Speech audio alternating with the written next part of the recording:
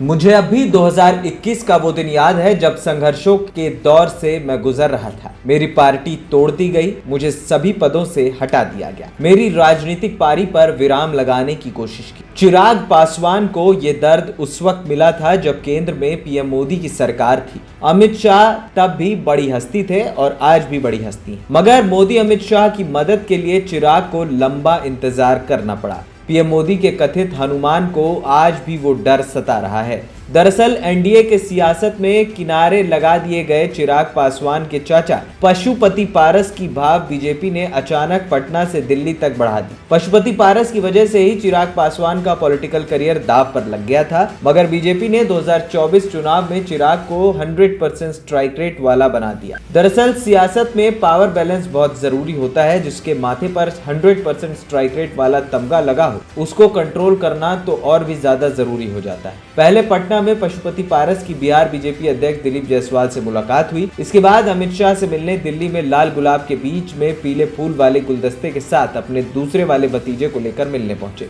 राजनीति में ऐसे मेल मिलापों के बड़े मायने होते हैं। अब चिराग पासवान कम से कम इतना तो समझते ही होंगे कि जिसने उनको एक समय पैदल कर दिया था, अब वो सत्ता के कंधे पर सवार होते दिख रहे हैं। लिहाजा चिराग की बेचैनी बढ़ी हुई दिख रही है। बिहार विधानसभा चुनाव में पांव जमाने के लिए चाचा भतीजा दोनों को मोदी और नीतीश की जरूरत है। पासवान परिवार में सियासी जंग अब शहमात में बदलती दिख रही है। शहमात का ये खेल एक तरफा न हो, इसलिए बड़ी पार्टियां बैलेंस बना रही हैं। एलजेपी यानी कि लोक जनशक्ति पार्टी यानी कि रामविलास पासवान वाली पार्टी के राष्ट्रीय अध्यक्ष एक बार फिर चिराग पासवान बने हैं। इसके बाद उन्होंने एक भावुक लेटर सोशल मीडिया पर शेयर किया जिसमें 2021 को याद किया है। चिट्ठी में उन्होंने लिखा कि एक बार पुनः आप सभी ने एलजेपी के राष्ट्रीय अध्यक्ष पद की जो जिम्मेदारी मुझे सौंपी है, मैं विश्वास दिलाता हूं कि आपकी उम्मीदों पर खरा उतरने का प्रयास करूंगा। आप सभी पदाधिकारियों और कार्यकर्ताओं की एक विश्वास की डोर कभी टूटने नहीं दूंगा। आप सभी ने मुझ पर विश्वास जताया, इसके लिए हृदय से आप सभी का धन्यवाद और आभार प्रकट करता हूँ।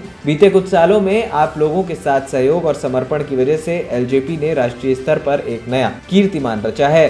2024 लोकसभा चुनाव को याद करते हुए चिराग पासवान ने लिखा कि 100% स्ट्राइक रेट के साथ सभी 5 सीटें हाजीपुर, वैशाली, समस्तीपुर, खगड़िया और जमुई में हम लोगों ने प्रचंड जीत हासिल की। अभी विधानसभा चुनाव सामने है और जिस तरीके से हम लोगों ने लोकसभा चुनाव में सभी सीटों पर जीत हासिल की, उसी प्रकार विधानसभा चुनाव में भी सभी सीटें जीतकर एक बार फिर से बिहार में एनडीए की सरकार बनाना हमारा लक्ष्य है। इसी चिट्ठी में चिराग ने 2021 को भी याद किया है जिसमें उन्होंने कहा कि मुझे अब भी 2021 का वो दिन याद है जब संघर्षों के दौर से मैं गुजर रहा था। मेरी पार्टी तोड़ दी गई, मुझे सभी पदों से हटा दिया गया, मेरी राजनीतिक पारी पर विराम लगाने की कोशिश की गई, लेकिन ये आप लोगों का स्नेह, समर्थन और विश्वास ही था कि आप लोगों ने मुझे ना टूटने दिया और ना ही झुकने दिया। आप लोगों ने समर्पण भाव से मेहनत की और आज परिणाम सबके सामने है। दरअसल हाल ही के दिनों में चिराग पासवान ने अपने 4 बयानों से केंद्र की मोदी सरकार के लिए मुश्किलें खड़ी कर दी। कहा जा रहा है कि बीजेपी ने चिराग के बयानों को पसंद नहीं किया। ऐसे में माना जा रहा है कि चिराग अगर बीजेपी को असहज करने की कोशिश करेंगे तो उन्हें भी मुश्किलों का सामना करना पड़ सकता है। ये संकेत चिराग के चाचा और चचेरे भाई के अमित शाह से मुलाकात से मिलता है। चिराग के चाचा और चचेरे भाई ने हाल ही में गृह मंत्री अमित शाह से मुलाकात की। इससे कयास लगाए जा रहे हैं कि बीजेपी चिराग के हर कदम का जवाब देने के लिए तैयार है। चिराग के 5 सांसदों के साथ अलग रुख अपनाने की खबरों के बीच बीजेपी की ताकत को नजरअंदाज नहीं किया जा सकता। चिराग का रुख अगर यही रहा तो अभी सिर्फ विपरीत प्रतिक्रिया आई है, ये बराबर प्रतिक्रिया में बदल सकती है।